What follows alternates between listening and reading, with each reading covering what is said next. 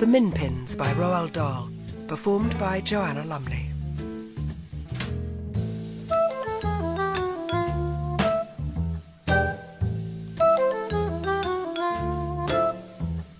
Little Billy's mother was always telling him exactly what he was allowed to do and what he was not allowed to do. All the things he was allowed to do were boring. All the things he was not allowed to do were exciting. One of the things he was never allowed to do, the most exciting of them all, was to go out through the garden gate all by himself and explore the world beyond. On this sunny summer afternoon, little Billy was kneeling on a chair in the living room, gazing out through the window at the wonderful world beyond. His mother was in the kitchen doing the ironing, and although the door was open, she couldn't see him. Every now and again his mother would call out to him, saying, "Little Billy, what are you up to in there?" And little Billy would always call back and say, "I'm being good, Mummy." But little Billy was awfully tired of being good. Through the window, not so very far away, he could see the big black secret wood that was called the Forest of Sin. It was something he'd always longed to explore. His mother had told him that even grown-ups were frightened of going into the Forest of Sin. She recited a poem to him that was well known in the district. It went like this: "Beware, beware, the forest of sin, none come out, but many go in." "Why don't they come out?" little Billy asked her. "What happens to them in the wood?" "That wood," his mother said, "is full of the most bloodthirsty wild beasts in the world." "You mean tigers and lions?" little Billy asked. "Much worse than that," his mother said. "What's worse than tigers and lions, Mummy?" "Whang-doodles are worse," his mother said, "and hornswogglers, and snozwanglers, and vermicious knids. And worst of all is the terrible blood-suckling, tooth-pluckling, stone-chuckling spittler. There's one of them in there too." "A spittler, Mummy?" "Of course. And when the spittler chases after you, he blows clouds of hot smoke out of his nose." "Would he eat me up?" little Billy asked. "In one gulp," his mother said. Little Billy did not believe a word of this. He guessed his mother was making it all up just to frighten him and to stop him ever going out of the house alone. And now little Billy was kneeling on the chair, gazing with longing through the window at the famous Forest of Sin. "Little Billy," his mother called out from the kitchen, "what are you doing?" "I'm being good, Mummy," little Billy called back. Just then a funny thing happened. Little Billy began to hear somebody whispering in his ear. He knew exactly who it was. It was the devil. The devil always started whispering to him when he was especially bored.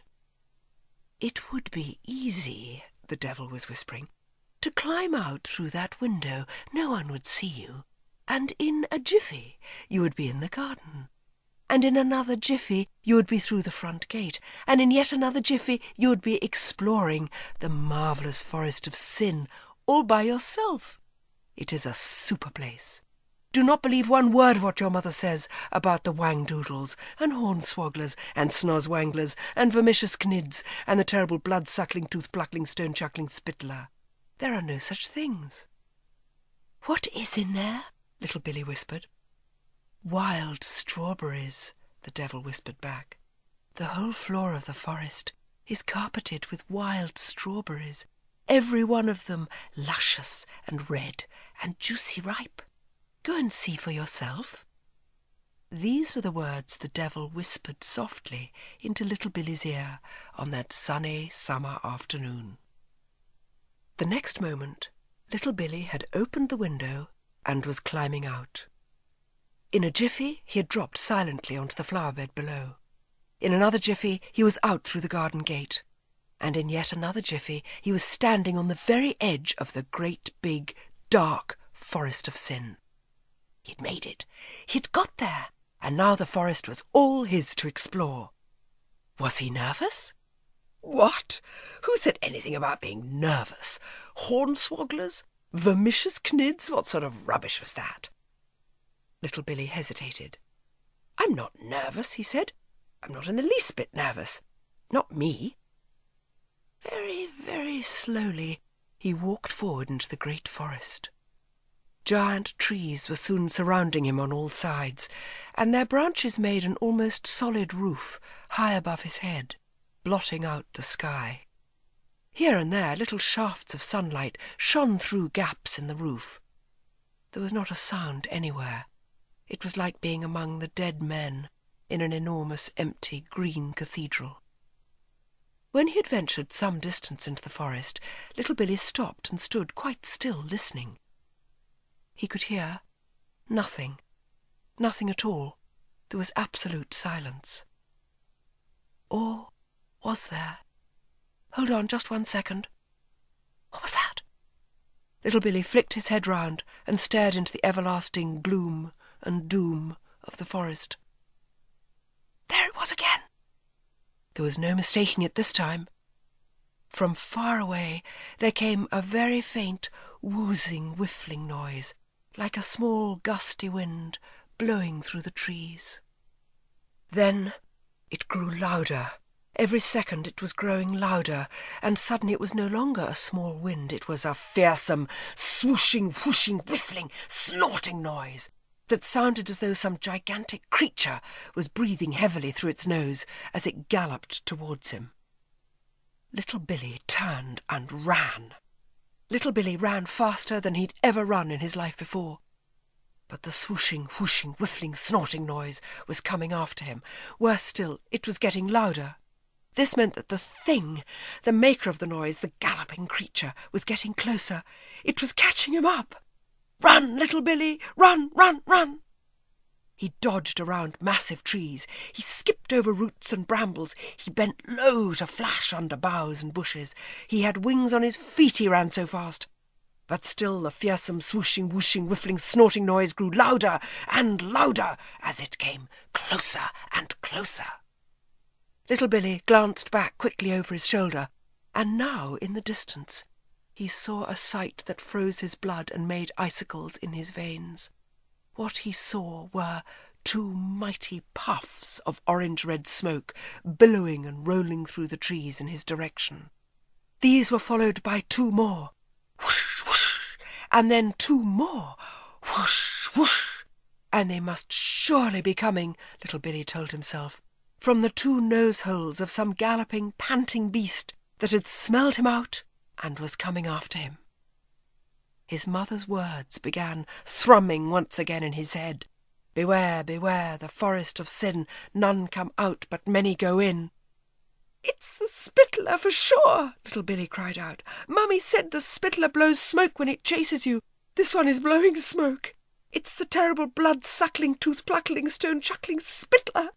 And soon it will catch me up, and I'll be blood-suckled and tooth-pluckled and stone-chuckled and chewed up into tiny pieces. And then the spittler will spit me out in a cloud of smoke, and that will be the end of me. Little Billy was running with the speed of an arrow, but each time he glanced back over his shoulder, the puffs of orange-red smoky breath had gotten closer. They were so close now he could feel the wind of them on the back of his neck. And the noise! It was deafening in his ears, this fearsome, swooshing, whooshing, whiffling, panting noise. Whoomph, whoomph it went. Whoomph, whoomph, whoomph, whoomph, whoomph, whoomph. It was like the noise made by a steam locomotive pulling out from a station. Then suddenly he heard another noise that was somehow more fearsome still. It was the pounding of gigantic galloping hooves on the floor of the forest. He glanced round again, but the thing, the beast, the monster, or whatever it was hidden from his sight by the smoke it shot out as it galloped forward. The smoky breath was billowing all around him now. He could feel its hotness. Worse still, he could smell its smell. The smell was disgusting. It was the stench that comes from deep inside the tummy of a meat-eating animal. "Mummy!" he cried out. "Save me!" Suddenly, directly in front of him, little Billy saw the trunk of an enormous tree. This tree was different from the others because it had branches hanging down very low. Whilst still running, he made a frantic jump for its lowest branch. He caught it and pulled himself up. Then he grabbed the next branch above his head and pulled himself up again. Then again and again, climbing higher and higher to get away from the terrible, snorting, smoke-blowing, smelly-breathed beast down below. He stopped climbing only when he was too exhausted to climb any higher. He looked up, but even now he couldn't see the top of the giant tree. It seemed to go on forever. He looked down.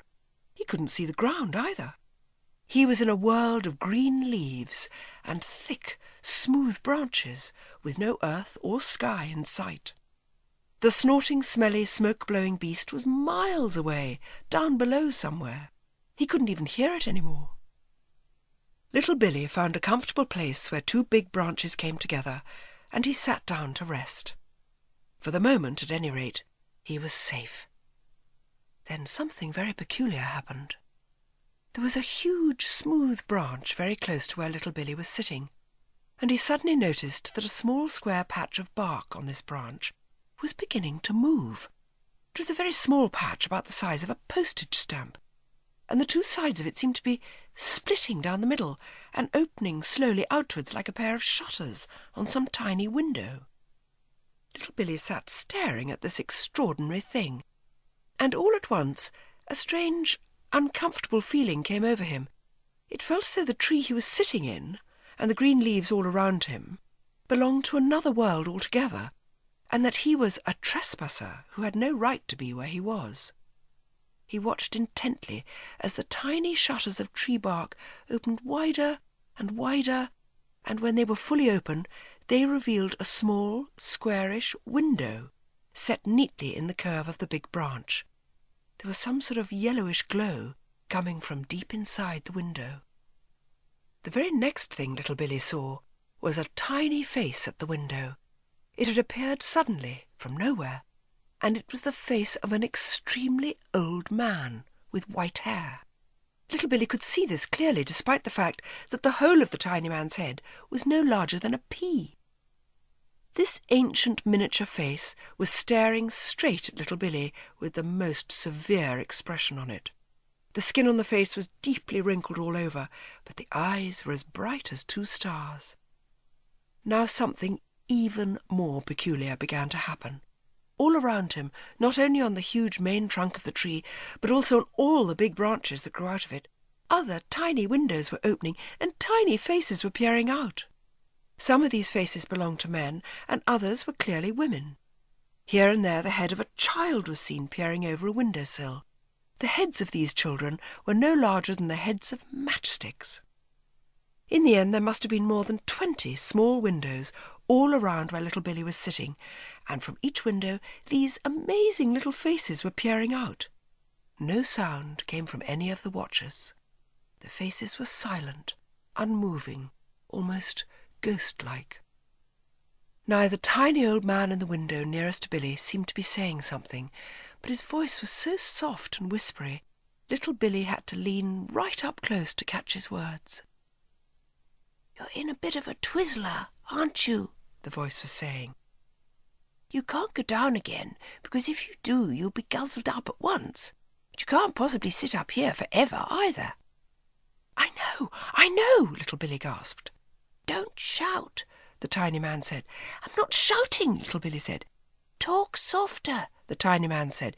"If you talk too loud, your voice will blow me away." But who are you?" little Billy asked, taking care to speak very softly this time. "We are the Minpins," the tiny man said, "and we own this wood. I shall come closer, then you will hear me better." The old Minpin climbed out of the window and walked straight down the big, steeply sloping branch, and then up another branch, until he found a place only a few inches from little Billy's face. It was amazing to see him walking up and down these almost vertical branches without the slightest trouble. It was like seeing someone walking up and down a wall. "How on earth do you do that?" little Billy asked. "Suction boots," the Minpin said. "We all wear them. You can't live in trees without suction boots." On his feet he was wearing tiny green boots, rather like miniature wellies. His clothes were curiously old-fashioned, mostly brown and black, the sort of thing people wore 200 or 300 years ago. Suddenly, All the other Minpins, men, women and children, were climbing out of their windows and making their way towards little Billy. Their suction boots seemed to allow them to walk up and down the steepest branches with the greatest ease, and some were even walking upside down underneath the branches. All of them were wearing these old-fashioned clothes from hundreds of years ago, and several had on very peculiar hats and bonnets. They stood or sat in groups on all the branches around little Billy, staring at him as though he were someone from outer space. "But do all of you actually live inside this tree?" little Billy asked. The old Minpin said, "All the trees in this forest are hollow, not just this one, but all of them. And inside them thousands and thousands of Minpins are living. These great trees are filled with rooms and staircases, not just in the big main trunk, but in most of the other branches as well. This is a Minpin forest, and it's not the only one in England."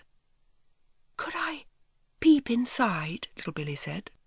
Of course, the old Minpin said. "Put your eye close to that window." He pointed to the one he'd just come out of.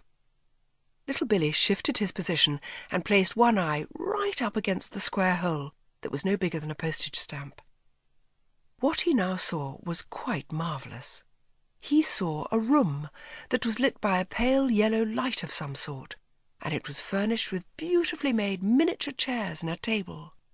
To one side was a four-poster bed. It was like one of the rooms little Billy had once seen in the Queen's doll's house at Windsor Castle. "It's beautiful," little Billy said. "Are they all as lovely as this one?" "Most are smaller," the old Minpin said. "This one is very grand because I am ruler of this tree. My name is Don Minnie. What is yours?" "Mine is little Billy," little Billy said. "Greetings, little Billy," Don Minnie said. "You are welcome to look into some of the other rooms if you wish. We are very proud of them." All the other Minpin families wanted to show little Billy their own rooms. They rushed about along the branches calling out, "Come and see mine! Please come and see mine!" Little Billy began climbing about and peeping into the tiny windows. Through one window he saw a bathroom, just like his own at home, only 1,000 times smaller. And through another he saw a classroom with lots of tiny desks and a blackboard at one end. In every room there was a stairway in one corner leading up to the room above. As little Billy went from window to window, the Minpins followed him, clustering around and smiling at his exclamations of wonder. "They're all absolutely marvellous," he said. "They're much nicer than our rooms at home." When the sightseeing tour was over, little Billy sat down again on a large branch and said to the whole company of Minpins, "Look, I've had a lovely time with you all, but how am I ever going to get home again? My mother will be going crazy." "You can never get down from this tree," Don Minnie said. "I've told you that. If you're stupid enough to try, you'll be eaten up in 5 seconds. "Is it the Spittler?" little Billy asked. "Is it the terrible blood-suckling, tooth-pluckling, stone-chuckling Spittler?" "I've never heard of any Spittler," Don Minnie said. "The one waiting for you down there is the fearsome Gruncher, the red-hot, smoke-belching Gruncher. He grunches up everything in the forest. That's why we have to live up here. He's grunched up hundreds of humans and literally millions of Minpins. What makes him so dangerous is his amazing and magical nose. His nose can smell out a human or a Minpin or any other animal from 10 miles away. Then he gallops towards it at terrific speed. He can never see anything in front of him because of all the smoke he belches out from his nose and mouth, but that doesn't bother him. His nose tells him exactly where to go." "Why does he blow out all that smoke?" little Billy asked. "Because he's got a red-hot fire in his belly," Don Minnie said. "The Gruncher likes his meat roasted, and the fire roasts it as it goes down." "Look," little Billy said, "Gruncher or no Gruncher, I've simply got to get home somehow. I'll have to make a dash for it." "Don't try, I beg you," Don Minnie said. "The Gruncher knows you're up here. He's down there waiting for you. Climb down a bit lower with me and I'll show you." Don Minnie walked easily straight down the side of the great tree trunk. Little Billy climbed carefully down after him from one branch to the next. Soon, below them, they began to smell the revolting hot stench of the Gruncher's breath, and the orange-red smoke was now billowing up into the lower branches in thick clouds. "What does he look like?" little Billy whispered. "Nobody knows," Don Minnie answered. "He makes so much steam and smoke you can never see him. If you are behind him, you can sometimes catch a glimpse of little bits of him, because all the smoke is being blown out in the front. Some Minpins say they've seen his back legs, huge and black and very hairy, shaped like lions' legs, but 10 times as big. And it is rumoured that his head is like an enormous crocodile's head, with rows and rows and rows of sharp pointed teeth. But nobody really knows. Mind you, he must have gigantic nose holes to be able to blow out all that smoke." They stayed still, listening, and they could hear the Gruncher pawing the ground at the base of the tree with his giant hooves and snorting with greed. "He smells you," Don Minnie said. "He knows you aren't far away. He'll wait forever to get you now. He adores humans, and he doesn't catch them very often. Humans are like strawberries and cream to him. You see, for months he's been living on a diet of Minpins, and 1,000 Minpins is not even a snack for him. The brute is ravenous." Little Billy and Don Minnie climbed back up the tree to where all the other Minpins were gathered. They seemed glad to see little Billy come safely back. "Stay up here with us," they said to him. "We'll look after you." Just then a lovely blue swallow alighted on a branch not far away, and little Billy saw a mother Minpin and her 2 children climb quite casually onto the swallow's back. Then the swallow took off and flew away, with its passengers seated comfortably between its wings. "Good heavens!" cried little Billy. "Is that a special tame bird?" "Not at all," Don Minnie said. "We know all the birds. The birds are our friends. We use them all the time for going places. That lady is taking her children to see their grandmother, who lives in another forest about 50 miles away. They'll be there in less than an hour." "Can you talk to them?" little Billy asked. "To the birds, I mean." "Of course we could talk to them," Don Minnie said. "We can summon them any time if we want to go somewhere. How else would we get our supplies of food up here? The red-hawk Gruncher makes it impossible for us to walk anywhere in the wood." "Do the birds like doing this for you?" little Billy asked. "They'll do anything for us," Don Minnie said. "They love us, and we love them. We store food for them inside the trees so they don't starve when the icy cold winter comes along." Suddenly all sorts of birds were alighting on the branches of the tree around where little Billy was sitting, and the Minpins were climbing onto their backs in droves. Most of the Minpins had small sacks slung over their shoulders. "At this time of day they go off to collect food," Don Minnie said. "All the grown-ups have to help in getting food for the community.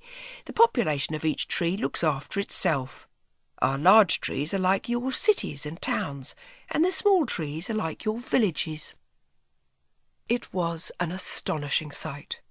Every kind of wonderful bird was flying in and perching on the branches of the great tree, and as soon as one landed, a Minpin would climb onto its back, and off they would go. There were blackbirds and thrushes and skylarks, and ravens and starlings and jays and magpies, and many kinds of small finches. It was all very fast and well organised. Each bird seemed to know exactly which Minpin it was collecting, and each Minpin knew exactly which bird he or she had ordered for the morning. "The birds are our cars," Don Minnie said to little Billy. "They are much nicer, and they never crash." Soon all the grown-up Minpins, excepting Don Minnie, had flown away on birds, and only the tiny children were left. Then the robins came in, and the children began climbing onto their backs and going for short flights. Don Minnie said to little Billy, "The children all practice learning to fly on robins. Robins are sensible and careful birds, and they love their little ones." Little Billy simply stood there, staring. He could hardly believe what he was seeing. While the children were practising on the robins, little Billy said to Don Minnie, "Is there no way in the world to get rid of that disgusting red-hot smoke-belching Gruncher down below?" "The only time a Gruncher dies," Don Minnie said, "is if he falls into deep water. The water puts out the fire inside him, and then he's dead. The fire to a Gruncher is like your heart is to you. Stop your heart and you die at once. Put out the fire and the Gruncher dies in 5 seconds. That's the only way to kill a Gruncher." "Now hang on a minute," Little Billy said. "Is there by any chance a pond or something around here?" "There's a big lake on the far side of the forest," Don Minnie said. "But who's going to entice the Gruncher into that? Not us, and certainly not you. He'd be on you before you got within 10 yards of him." "But you did say the Gruncher can't see in front of him because of all the clouds of smoke he blows," Little Billy said. "Quite true," Don Minnie said. "But how is that going to help us? I don't think the Gruncher is ever going to fall into the lake. He never goes out of the forest." "I think I know how to make him fall in," Little Billy said. "What I want," Little Billy went on, "is a bird that is big enough to carry me." Don Minnie thought about this for a while, and then he said, "You are a very small boy, and because of that I think a swan could carry you quite easily." "Call up a swan," Little Billy said. Suddenly there was a new authority in his voice. But I hope you're not going to do anything dangerous," Don Minnie cried. "Listen carefully," Little Billy said, "because you must tell the swan exactly what he has to do. With me on his back, he must fly down to the Gruncher. The Gruncher will smell me and know that I am very close, but he won't see me through all the steam and the smoke. He'll go mad trying to get at me. The swan will tantalize him by flying back and forth right in front of him. Is that possible?" "Quite possible," Don Minnie said, "except you might easily fall off. You've had no flying practice at all." "I'll hang on somehow," Little Billy said. Then the swan, keeping very low, will fly off through the forest with the ravenous Gruncher hot foot in pursuit. The swan will keep just ahead of the Gruncher all the time, driving him crazy with my smell. And in the end the swan will fly straight over the big deep lake, and the Gruncher, now travelling at terrific speed, will follow right behind. Presto! He's in the lake. "My boy," Don Minnie cried, "you are a genius. Will you do it?" "Call up the swan," Little Billy ordered. Don Minnie turned to one of the robins which had just come back from a practice flight with a child Minpin on its back. Little Billy heard him talking to the robin in a kind of curious twitter. He couldn't understand a word of it. The robin nodded its head and flew off. 2 minutes later, a truly magnificent swan, as white as snow, came swooping in and landed on a branch nearby. Don Minnie walked over to it, and once again a curious twittery conversation took place, a much longer one this time, with Don Minnie doing nearly all the twittering, and the swan nodding and nodding. Then Don Minnie turned to Little Billy and said, "Swan thinks it's a great idea. He says he can do it. But he's just a bit anxious because you've never flown before. He says you must hang on very tight to his feathers." "Don't you worry about that," Little Billy said. "I'll hang on somehow. I don't want to be roasted alive and eaten by the Gruncher." Little Billy climbed onto the swan's back. Many of the Minpins who had flown away a short while before were now returning on their birds. Their tiny sacks were bulging. They stood around on the branches, staring in wonder at the sight of this small human preparing to take off on Swan. "Goodbye, Little Billy," they called out. "Good luck, good luck." And with that, the great swan spread its wings and glided gently downward through the many branches of the big tree. Little Billy hung on tight. Oh, it was thrilling to be flying on the back of this great swan. It was wonderful to be up in the air and to feel the air swishing past his face. He hung on very tightly to Swan's feathers. And suddenly there it was just below them, the huge billow of orange-red smoke and steam coming from the nostrils of the awesome Gruncher. The smoke enveloped the beast completely, and yet through the smoke, as they got very close, Little Billy could just make out the enormous black shadow of some hairy monster. The snorting grew louder, and as the brute got more and more excited by the nearness of the delicious Little Billy smell, the smoke began coming out faster and faster. Whoomph, whoomph, whoomph, whoomph, whoomph, whoomph. Little Billy could feel the monster getting closer. Whoomph, whoomph, whoomph, whoomph, whoomph, whoomph. Swan was flying back and forth right in front of the snorting cloud of smoke, tempting and tantalizing the beast and driving him mad with greed. The beast, or rather the cloud of smoke, kept lunging at Little Billy, but Swan was too quick for him and jinked away every time. The snorting grew louder and more ferocious every second, and the whoomph-whoomph of thick hot steam came pouring out thicker than ever. Once Swan looked round to see if little Billy was all right. Little Billy nodded and smiled, and he could swear Swan nodded and smiled back at him. At last Swan must have decided they'd done enough teasing. The great thick orange-red cloud was leaping up and down in a frenzy of hunger and desire, and the whole forest was echoing with the snorts and growls of the awesome creature. Swan glided round and headed in a straight line towards the edge of the forest, and of course the vast cloud of smoke came hurtling after it. Swan was very careful to fly low all the time, keeping just in front of the gruncher, leading him on and on, threading a path carefully through the great trees in the forest. The scent of human food was very strong in the gruncher's nostrils, and he must have been thinking that so long as he kept going flat out, he would catch his meal in the end. Suddenly, right in front of them, on the edge of the forest, was the lake. The gruncher, hurtling along right behind them, was interested only in the glorious human scent he was following. Swan flew straight towards the lake. It skimmed low over the water. The gruncher kept going. Little Billy, looking back, saw the gruncher plunging right into the lake, and then the whole lake seemed to erupt in a mass of boiling, steaming, frothing, bubbling water. For a brief moment, the terrible red-hot, smoke-belching gruncher made the lake boil and smoke like a volcano. Then the fire went out, and the awesome beast disappeared under the waves. When it was all over, Swan and Little Billy flew higher and circled the lake for a last look. And suddenly the whole sky around them was filled with birds, and every bird had one or more Minpins on its back. Little Billy recognised Don Minnie riding on a fine jay, and he was waving and cheering as he flew alongside them. It seemed that all the other Minpins from the big tree had turned up as well to witness the great victory over the dreaded gruncher. Every kind of bird was circling around Little Billy and the Swan, and the Minpins on their backs were waving and clapping and shouting with joy. Little Billy waved back and laughed, and thought how wonderful it all was. Then, led by Swan, all the birds and the Minpins returned to the home tree. Back in the tree there was a tremendous celebration for Little Billy's victory over the dreaded gruncher. Minpins from all over the forest had flown in on their birds to cheer the young hero, and all the branches and twigs of the great tree were crowded with tiny people. When the cheers and the clapping had died down at last, Don Minnie stood up to make a speech. "Minpins of the forest," he cried, raising his small voice so that it could be heard all over the tree. "The murderous gruncher, who has gobbled up so many thousands of us Minpins, has gone forever. The forest floor is safe at last for us to walk on.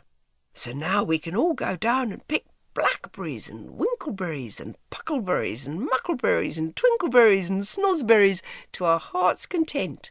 And our children can play among the wild flowers and the roots all day long." Don Minnie paused and turned his eyes upon Little Billy, who was sitting on a branch not far away.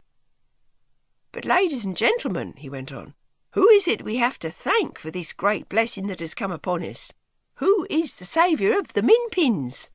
Don Minnie paused again. The Minpins in their thousands sat listening intently.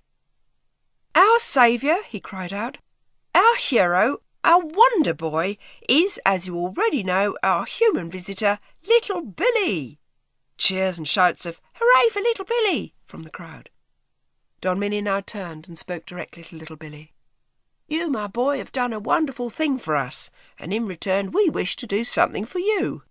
I've had a word with Swan, and he's agreed to become your personal private aeroplane for just as long as you remain small enough to fly on his back."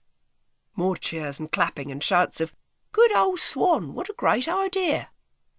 "However," Don Minnie continued, still addressing Little Billy, "you cannot go flying around all over the place on Swan's back in full daylight. Some human would be bound to see you, and then the secret would be out, and you'd be forced to tell your people all about us. That must never happen.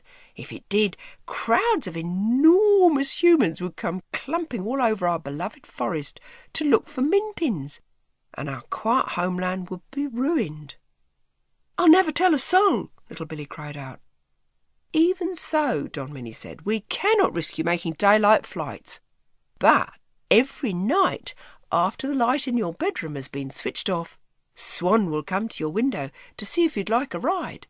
Sometimes he will bring you back here to see us. Other times he will take you to visit places more wonderful than you could ever dream of. Would you like Swan to take you home now? I think we can risk just one more quick daylight flight." "Oh gosh!" little Billy cried. "I'd clean forgotten about home. Mummy'll be in a panic. I must fly." Don Minnie gave a signal, and in 5 seconds Swan swooped down and landed on the tree. Little Billy climbed onto his back, and as the great swan spread his wings and flew away, the whole forest, not just the tree they were in, but the whole forest from end to end, came alive with the cheering of 1,000,000 Minpins. Swan landed on the lawn of Little Billy's house, and Little Billy jumped off his back and ran to the living room window. Very quietly climbed in. The room was empty. "Little Billy," came his mother's voice from the kitchen. "What are you up to in there? You've been very quiet for a long time."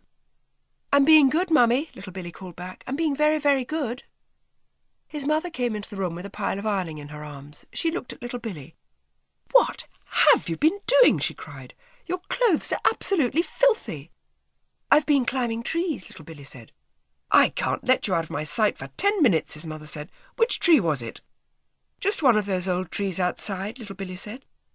"If you're not careful, you'll fall down and break an arm," his mother said. "Don't do it again." "I won't," Little Billy said, smiling a little. "I'll just fly up into the branches on silver wings." "What rubbish you talk," his mother said, and she walked out of the room with her ironing. From then on, Swan came every night to Little Billy's bedroom window. He came after Billy's mother and father had gone to sleep, and the whole house was quiet. But Little Billy was never asleep. He was always wide awake and eagerly waiting.